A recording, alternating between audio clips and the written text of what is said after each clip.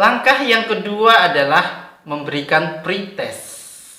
Jadi seorang peneliti sebelum dia menyebarkan kuesionernya, angketnya, maka yang terlebih dahulu adalah dilaksanakan pretest untuk mengetahui bahwasanya audiens yang akan dijadikan sebagai subjek penelitian sudah memahami atau belum apa yang akan dilakukan oleh seorang peneliti. Peneliti dalam hal ini boleh menggabungkan beberapa pendekatan, metode, model, maupun teknik dalam menyusun solusi yang akan menjadi variabel bebas nantinya dalam penelitian. Hal yang penting dan yang perlu diingat adalah rancangan solusi yang dibuat peneliti haruslah kuat dan relevan.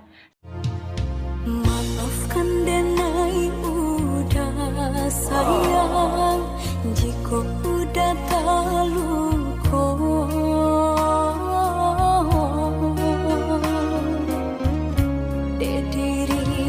Maafkan denai udah sayang, jika udah terluka.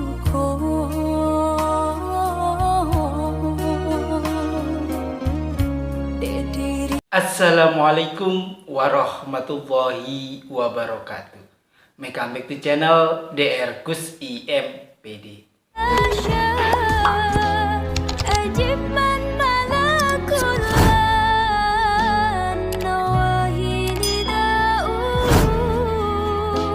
Mahasiswa-mahasiswi, sobat-sobat di channel yang dirahmati oleh Allah Subhanahu wa Ta'ala. Di perkuliahan hari ini kita akan membahas tentang eksperimen penelitian.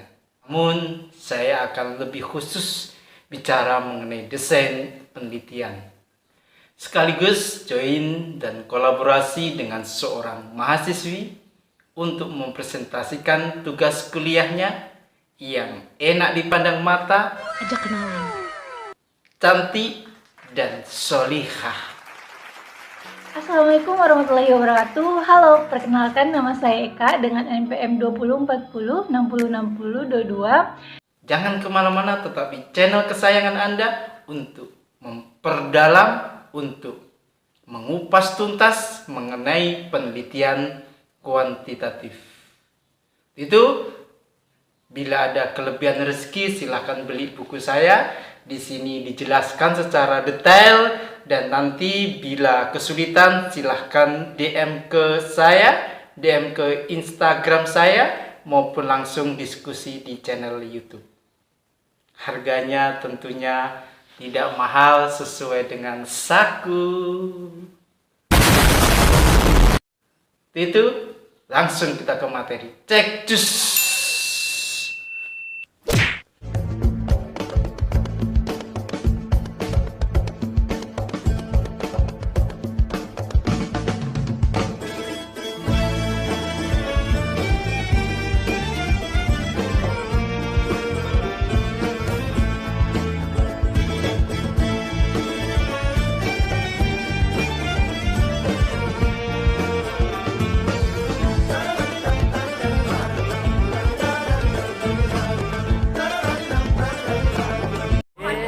jangan lupa subscribe, Like, share.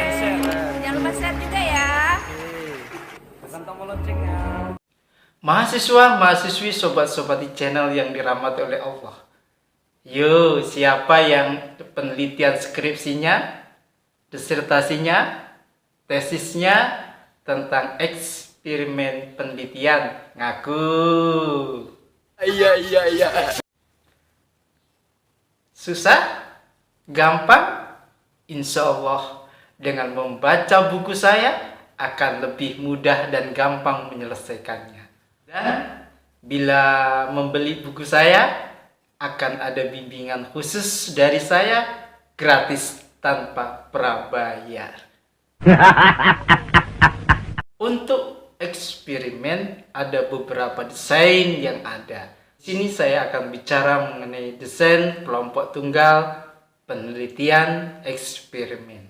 Ada beberapa langkah yang harus diketahui oleh seorang mahasiswa-mahasiswi untuk melaksanakan penelitian eksperimen. Desain kelompok tunggal penelitian ini menggunakan pretest dan posttest. Apa saja langkah-langkahnya? Kita ikutin penjelasan berikut ini. A few moments later. Langkah yang pertama di dalam penelitian eksperimen, khususnya bagi kelompok tunggal dengan menggunakan pretest dan posttest. Yakni yang pertama yang harus dilakukan oleh seorang peneliti adalah memilih secara random tentang sekelompok subjek untuk dijadikan sampel penelitian. Jadi seorang peneliti harus memilih secara random. Langkah yang kedua adalah memberikan pretest. Jadi seorang peneliti sebelum dia menyebarkan kuesionernya, angketnya, maka yang terlebih dahulu adalah dilaksanakan pretest untuk mengetahui bahwasanya audiens yang akan dijadikan sebagai subjek penelitian sudah memahami atau belum apa yang akan dilakukan oleh seorang peneliti. Dengan demikian, maka seorang peneliti dapat memahami dan mengerti tentang kemampuan berpikir, tentang kognitif yang dialami oleh audiennya tersebut. Yang ketiga, memberikan perlakuan X bagi audien atau subjek penelitian. Seorang peneliti akan mengetahui bahwasanya audiennya sudah mengetahui dan yang belum mengetahui. Dan yang keempat adalah mengadakan posttest bagi audien atau subjek penelitian untuk mengetahui bahwasanya setelah diadakan penjelasan tentang angket atau kuesioner yang akan disampaikan oleh peneliti, maka ada tidak perubahan bagi audien atau subjek penelitian tersebut. Selanjutnya, langkah yang kelima adalah seorang peneliti menganalisis hasil dari pretest dan posttest tersebut dijadikan sebuah analisis secara statistik untuk mengetahui kemampuan kognitif, kemampuan berpikirnya pada audien subjek penelitian yang akan dijadikan sebagai kajian di dalam penelitian tersebut. Dan yang terakhir, yang keenam adalah menarik sebuah kesimpulan. Jadi seorang peneliti sudah mengetahui kemampuan kognitif yang akan dilakukan penelitian kepada audiennya sehingga peneliti dapat menentukan angket kuesioner yang sesungguhnya yang akan disebarkan kepada audien atau subjek penelitian. Dengan demikian, maka seorang peneliti akan mudah dan memahami bagaimana subjek penelitian, begitu juga dengan subjek pengetahuan, begitu juga dengan subjek penelitian. Audien akan mengetahui bahwasanya dia harus mengisi kuesioner dan angketnya di dalam penelitian. Dan selanjutnya kita dengarkan presentasi yang akan disampaikan oleh mahasiswi ini. Dalam dunia pendidikan, penelitian eksperimen merupakan kegiatan penelitian yang bertujuan untuk menilai pengaruh atau perlakuan atau tindakan pendidikan terhadap tingkah laku siswa atau menguji hipotesis tentang ada tidaknya pengaruh tindakan ini bila dibandingkan dengan tindakan lain.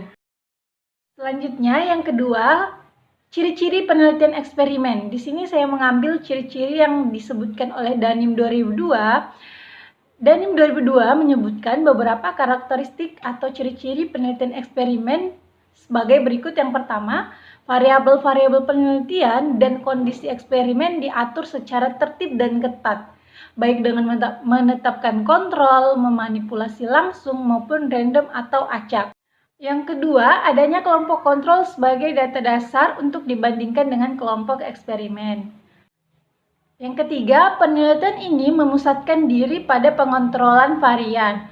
Mengapa harus variannya dikontrol? Karena untuk memaksimalkan varian variabel yang berkaitan dengan hipotesis penelitian dan juga meminimalkan varian variabel pengganggu yang mungkin mempengaruhi hasil eksperimen, tetapi tidak menjadi tujuan dari penelitian. Yang keempat, validitas internal atau internal validity. Mutlak diperlukan pada rancangan penelitian eksperimen.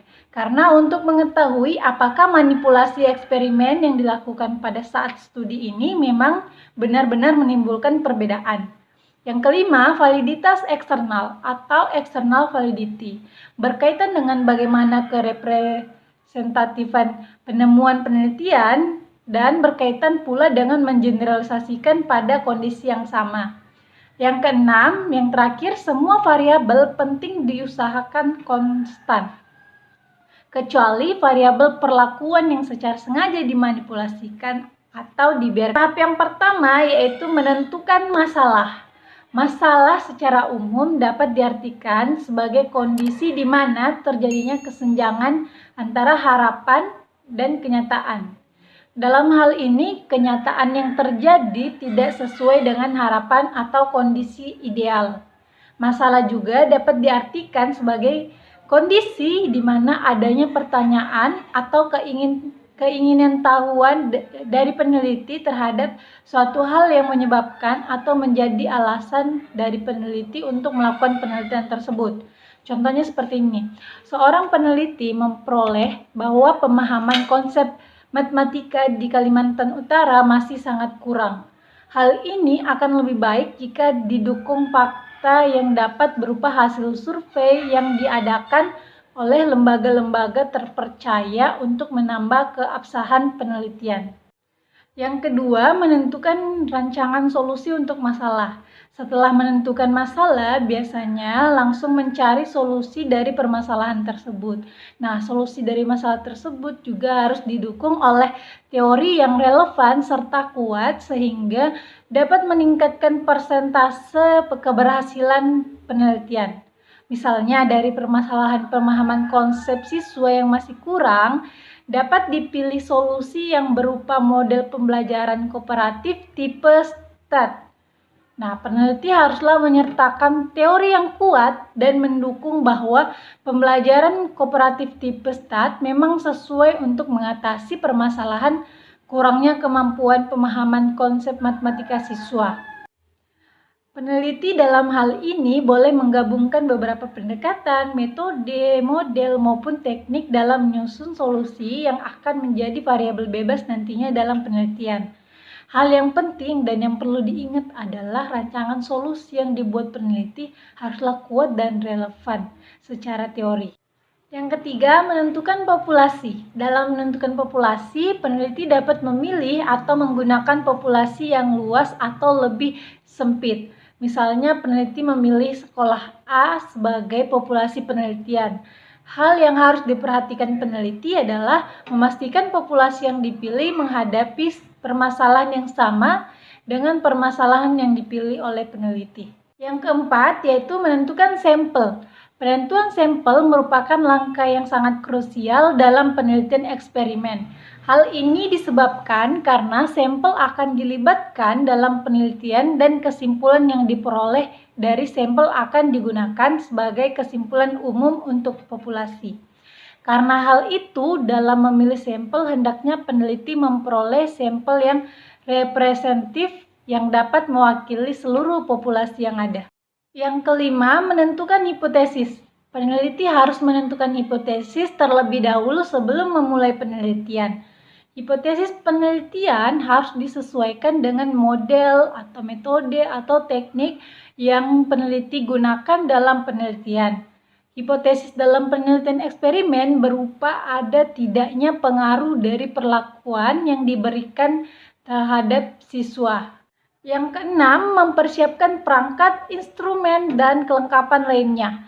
Setelah terpilih sampel yang akan digunakan dalam penelitian, seorang peneliti hendaknya segera menyiapkan segala hal yang berkaitan dengan pelaksanaan penelitian.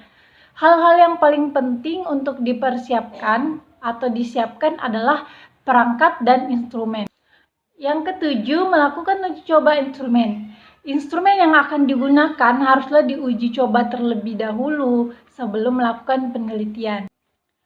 Selanjutnya yang kedelapan, yaitu melakukan uji validitas dan reliabilitas. Setelah dilakukan uji coba instrumen, Data yang diperoleh akan digunakan untuk menguji validitas dan reliabilitas instrumen. Khusus untuk validitas, diuji juga validitas isi atau uji pakar dari instrumen, di mana instrumen dinilai oleh beberapa orang ahli untuk memberikan pendapat ataupun masukannya untuk kesempurnaan instrumen. Tahap yang kesembilan yaitu melaksanakan penelitian. Setelah semua persiapan telah matang, peneliti dapat langsung melakukan penelitian dengan berkoordinasi terlebih dahulu dengan pihak sekolah atau tempat penelitian yang akan diteliti. Peneliti dapat menerapkan berbagai solusi yang telah dirancang sebelumnya dan melakukan pembelajaran pada kelas eksperimen maupun kelas sampel.